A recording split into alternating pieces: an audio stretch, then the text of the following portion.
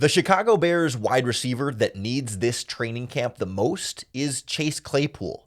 And how he does over the next 6 weeks will set the foundation for his success or lack thereof this season. You are Locked On Bears, your daily Chicago Bears podcast. Part of the Locked On Podcast Network, your team every day.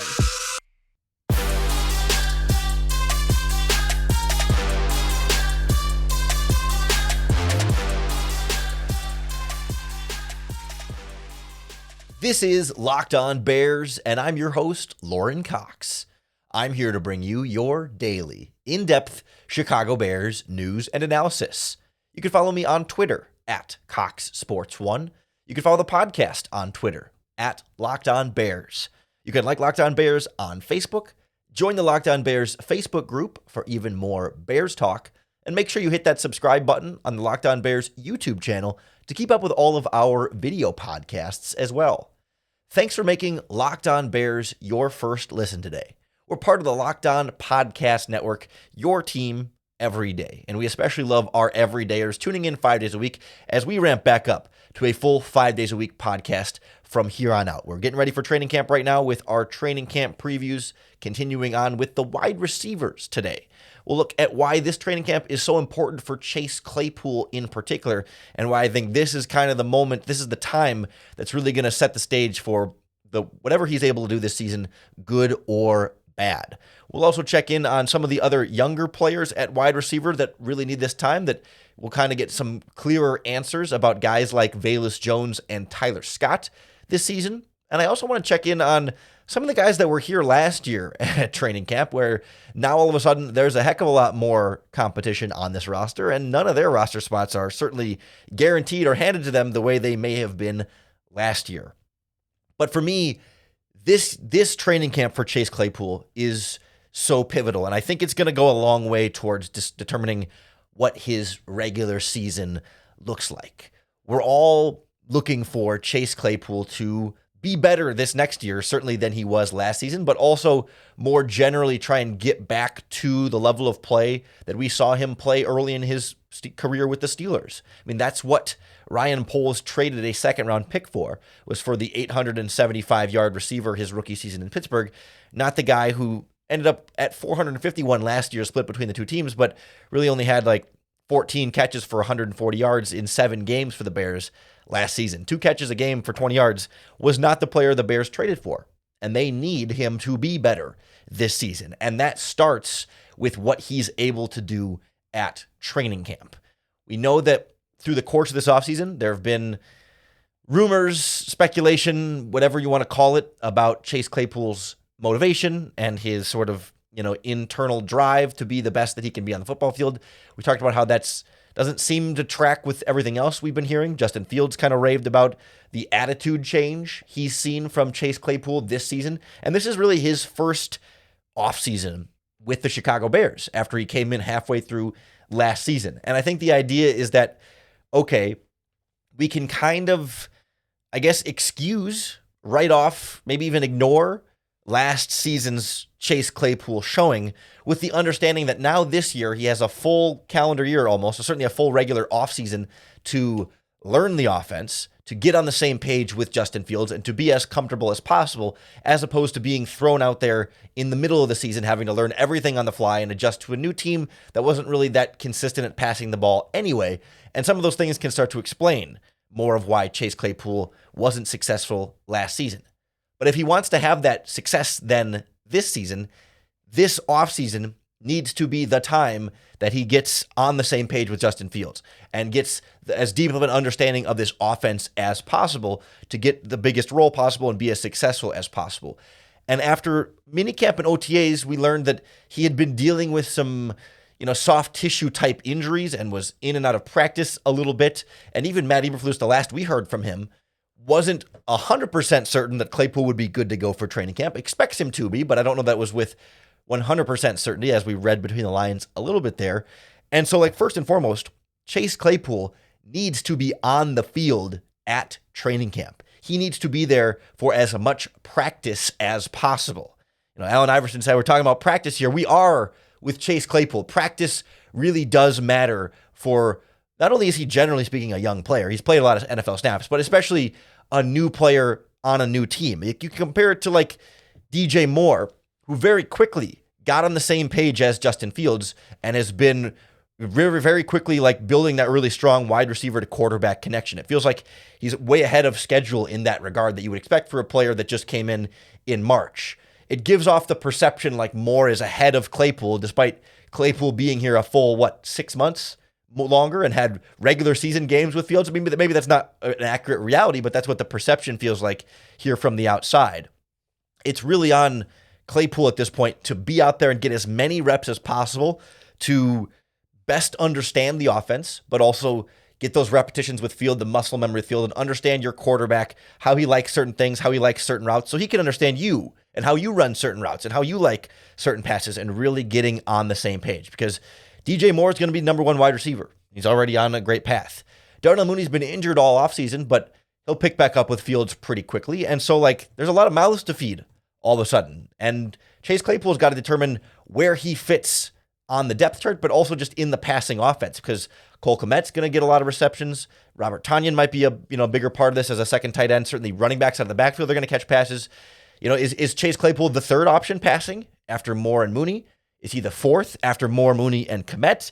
How does he, or can he surpass Mooney and be the second option? I don't think anyone thinks he can be number one over number one over DJ Moore, but Claypool's got a lot he can determine for himself here. And if he goes through training camp and has more injuries and misses more practice time, and then is slow to get on the same page with Fields and to learn the offense with actual translatable reps, then I think that could lead to a slow start to the regular season and a bigger learning curve, and it taking longer for him to get comfortable in this offense and ultimately not being as productive in a contract year. This all starts now. If he's if he stays healthy through practice and it does really well at these practices, really gets all primed for that regular season, then he can kick off running and really start to get back to Chase Claypool form. But if these injuries continue to be a problem, or for whatever reason, he's just it's not connecting well at training camp, I think that bleeds over and leads into a disappointing regular season. So a lot of pressure, a lot of eyes on Chase Claypool, and I think training camp will be a big indicator of what's to come in this regular season.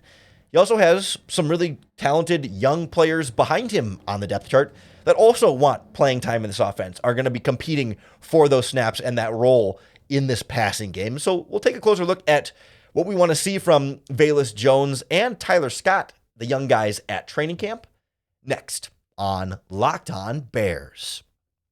The Locked On Bears podcast is brought to you by our friends at FanDuel, and right now you could take your first swing at betting Major League Baseball on FanDuel and get 10 times your first bet amount in bonus bets up to $200. So if you bet $20, you'll land $200 in bonus bets, win or lose. That's $200 you can bet on certainly everything from the money line to the over-under to who you think is going to hit the first home run, but you can take those bonus bets and bet on your Chicago Bears, on where they'll finish in the NFC North this season, Week 1 odds against the Green Bay Packers, the Bears over-under win total loss, and so much more, all on an app that's safe, secure, and super easy to use. Plus, when you win, you can get paid instantly. There's no better place to bet on this upcoming football season or Major League Baseball than FanDuel, America's #1 sportsbook.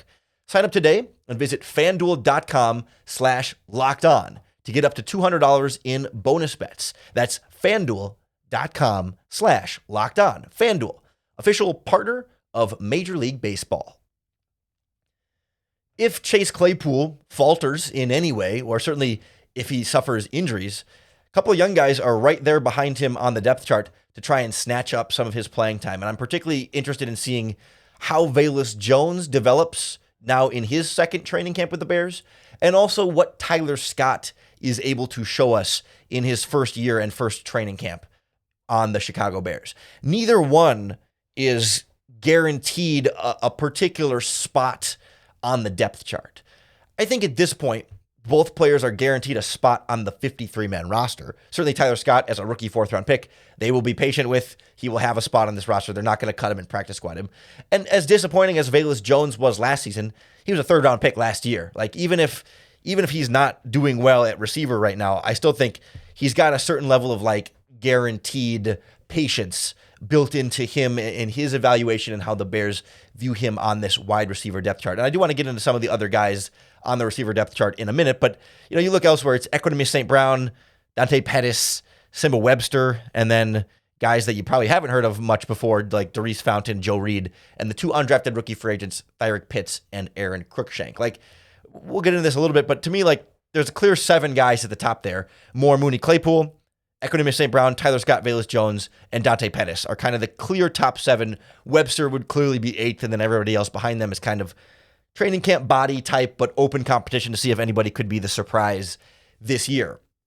But it's Scott and Velus Jones who feel really locked in to their roster spot. And any of St. Brown, Pettis, or Webster could easily be cut, moved on from, nothing really guaranteed to them, but they were all, for varying degrees, part of the roster last year, especially Brown and Pettis, who I want to get into here in just a little bit. But for like Velus Jones, given how much of a disappointment he was last season, a lot of that I think we associate with special teams. I mean, he dropped a pass or two on offense and maybe fumbled on offense once or twice, but like it wasn't like offensively he was a disaster by any means, but he was a disappointment sort of by omission, right? The wide receiving core last season was pretty abysmal, right? This was not a group of like highly talented guys that were pushing Velus Jones down the depth chart the way it is this season with Moore, Claypool, and of course Darnell Mooney still at the top there. But last year, it was after Darnell Mooney, again, wide open, same guys. Equanimeous St. Brown, Dante Pettis, and at the start of the season, Emir Smith-Marset came in off waivers from the Vikings and seemed to be pretty instantly ahead of Velus Jones on the depth chart. Like, the problem wasn't that Velus Jones came on the field and was bad. It was that Velus Jones couldn't get on the field more. Like, they did not have much ahead of him in terms of guys that were clearly more talented or better. But for whatever reason, Jones, as far as learning the offense, performing well enough at practice, like we never got a super clear answer on what was his limitation there. But for whatever reason, he wasn't on the field on offense nearly as much as you would have thought or would have liked. Like, he got out there. It wasn't like he was sitting on the bench all game and not playing at all. But like, that was an opportunity for a young wide receiver to come in and make a name for himself on offense. And he just couldn't do it for whatever reason. So now I want to see what kind of progress can he make? Has he made in the last year, and is he making at training camp? Can he be more of a route runner, right? I think we see him as a gadget guy right now who you want to get the ball in his hands on a screen pass or something underneath so he can make plays, and maybe you can throw it to him deep down the sideline with his vertical speed. Can he add more to his game? Or at the very least, can he do those things more consistently to demand more playing time and even a bigger quote-unquote gadget role in this offense? Because he's not going to be one of the top 3 receivers on this team.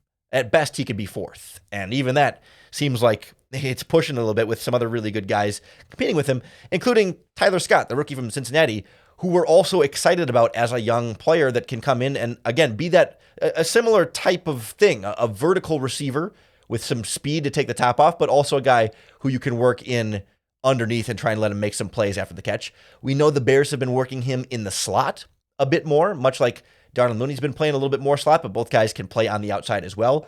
Slot was not something that Scott was asked to do a ton of at Cincinnati, and so it's been a learning period and an adjustment for him, and I'm curious to see how that goes for him. And can he then use that speed to be a better route runner, working over the middle of the field, deeper crossing routes there? Can he be shiftier to separate, on more firm routes working over the middle of the field? Can he be more of a crafty route runner? And can he, how will he and Velus Jones separate themselves? They certainly are built slightly differently as players, and they're not the exact same skill set by any means, but you could envision them being in slightly similar roles in this Bears offense.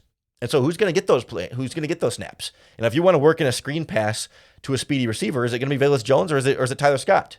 Or if you're going to work in a deep shot to a speedy young receiver, is it going to be Velus Jones or Tyler Scott? Like, they're sort of competing head to head in some ways. I mean, not only for just playing time in general, but some of the same types of roles. So how those two continue to develop at training camp will definitely be a point of significant interest for me. And it's something I want to be keeping an eye on here as we get into the training camp season here. We're just a week away here. They start reporting next week and we start getting practice updates and a lot of other good, fun stuff coming there. But it's not just them either. Like, those two guys are guaranteed, but the real, battle, guys fighting for their jobs, their paychecks, their livelihood, is some of the guys that were here last season that are a little bit more the veterans that don't have anything owed to them and not guaranteed anything, but have a little more experience than DJ Moore, Chase Claypool, and Tyler Scott, not only in this offense, but also in the NFL when it comes to Scott and Velus Jones. So we'll check in on the real battle for the bottom of the wide receiver depth chart and how special teams will certainly play a role in that next on Locked On Bears. Last season, certainly everything wasn't just handed to Dante Pettis and Equanimeous St. Brown. There were still competition as far as who was going to make the 53-man roster and who was going to be the starter. And I neglected to include N'Keal Harry in that conversation when I read off the list of names earlier. Same with Byron Pringle. Both of those guys were a part of training camp and then injured during the offseason. So it ended up being sort of by default some of the competition ahead of them. Tajay Sharp gets injured, N'Keal Harry gets injured, Byron Pringle gets injured, and boom, Equanimeous St. Brown and Dante Pettis are kind of like 2-year starting wide receivers with Darnell Mooney last season.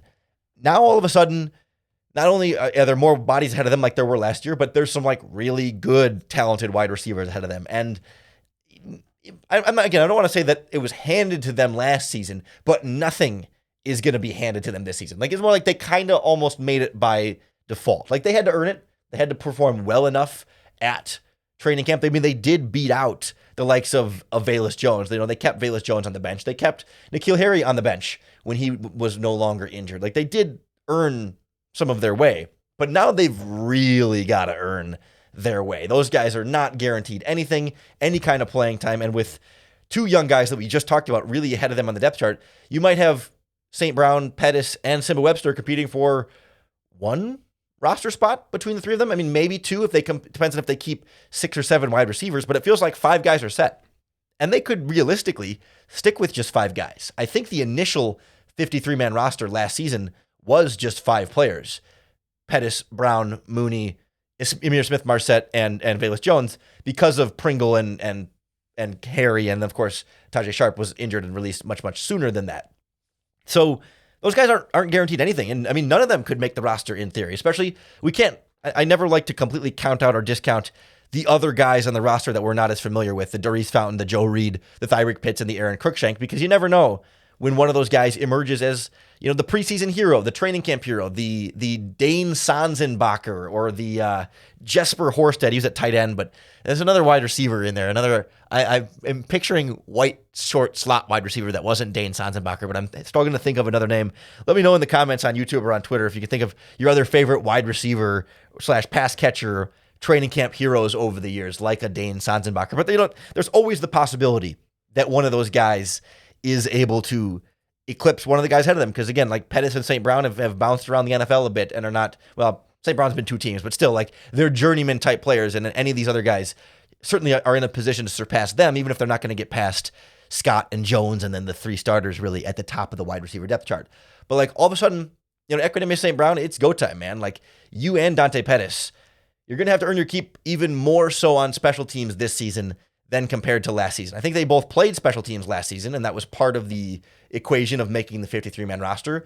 But like, now, you're not really deciding if we're keeping EQ and Pettis based on their ability to help this offense. Like, sure, that's part of it, but who's going to be covering on kickoff return? Who's going to be punt returning? Pettis is in the punt return conversation for sure. Who's going to be covering on punts? Who's going to be blocking on kickoff returns? Those guys are really going to have to make a name for themselves there, especially because, we know Velus Jones is a returner, but how much other special teams is he going to do? We'll see. Tyler Scott's a little bit small to do like a ton of the other special team stuff. I mean, you could see him as a potential like gunner or coverage guy on kickoffs or punts perhaps, but we'll see how much special teams he's going to do. You're going to need some of your backup wide receivers to contribute in that position. And right now, Mooney's not, Claypool's not, Moore's not, Velus Jones as a return man only. I mean, Mooney maybe is a return man only, but like, and Scott maybe some, but we'll see how much. So like St. Brown or Pettis or Webster, like that position might really come down to who can make the most tackles on special teams, who can execute blocks the most effectively on special teams. And it won't have nearly as much to do with how well they run routes, how well they catch passes, and how well they make guys miss after the catch. And so, I don't know, does that disadvantage Pettis if you feel like you got better punt return options and maybe Equanimeous St. Brown can be a better coverage guy, perhaps? Or perhaps Dante Pettis, you feel like he gives you the best ability as a punt returner, which feels like you want to aim higher and do a little bit better than that. But one problem at a time here, right? Like if you don't trust Velus Jones to catch the punt consistently, it was Pettis who they went to in his place. Maybe you don't want to put Mooney as the full-time punt returner so he can be effective on offense. Same with Eddie Jackson. Like you don't want to make him the full-time punt returner so you're not detracting from him at safety. And so by process of elimination, is Dante Pettis the guy who you trust to call a fair catch and also catch the ball, even if you're not as excited about him as a touchdown machine, although I think he's had returns, long ones in his career dating back into college.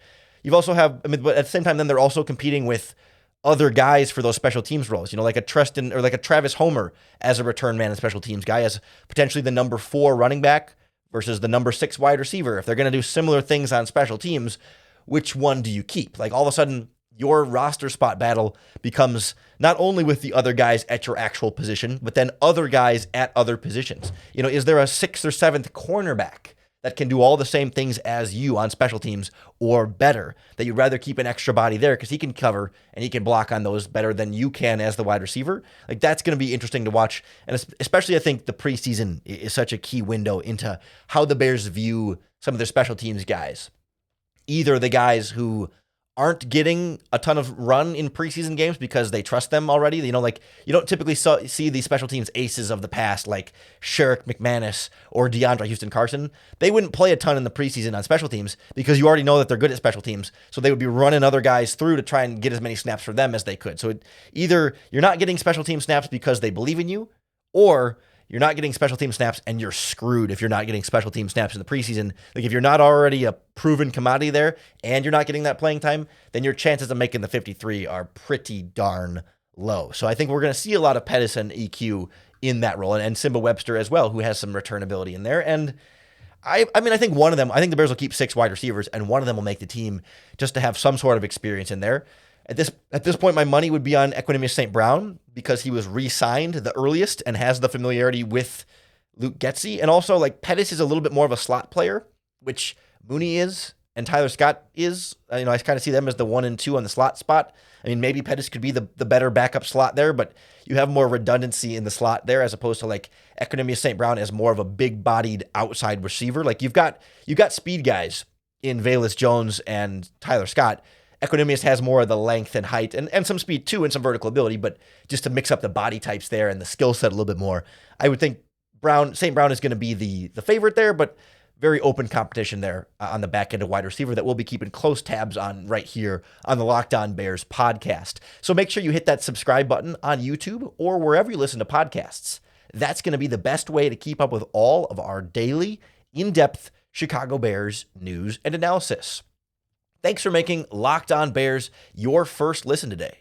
We're part of the Locked On Podcast Network, your team every day. We'll be bringing you training camp updates all throughout the week leading up to the start of training camp next season. Working on bringing on a potentially slightly bigger named guest to talk about one of the positions in particular that's particularly relevant to him. That's a hint if you want to start to piece it together, although we haven't confirmed anything yet, so no guarantees there, but we're working on some scheduling stuff behind the scenes. We're also working on a cool new partnership that will bring you behind the scenes of Locked On Bears a little bit more, give you a little bit more direct access to the podcast to be a part of the conversation, and some exclusive content that will only be available to you hardcore Locked On Bears followers there. We're going to launch probably next week, and I'll give some more details here as the week goes on, but some cool stuff coming your way. We're working on the pipeline with training camp right around the corner. So I hope you'll keep tuning in, keep making Locked On Bears your first listen each and every day, because in exchange, then I will give you another opportunity to bear down.